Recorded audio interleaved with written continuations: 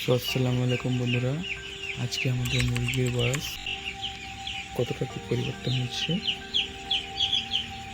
আর এখন হলুদ ল্যাম্প জ্বালায়নি, কারণ এখন প্রচুর গরম, সেজন্য হলুদ ল্যাম্প জ্বালানো হয়নি।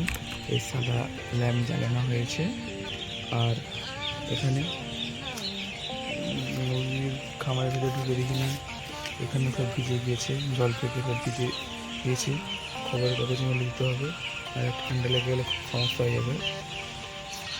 সব জায়গায় ভিজিয়ে দিয়েছে, এগুলাই খবরের কাগজ মেলে দিতে হবে। আর সব আলহামদুলিল্লাহ ভালো, আমাদের এখন একটা মুরগি কাটেনি, কিন্তু একটা অবস্থা খারাপ। এই খরা প্রথম থেকে খাঁচার ভিতর থেকে খরা বেরিয়েছিল, আর এরা এখন খেলা করতে থাকে।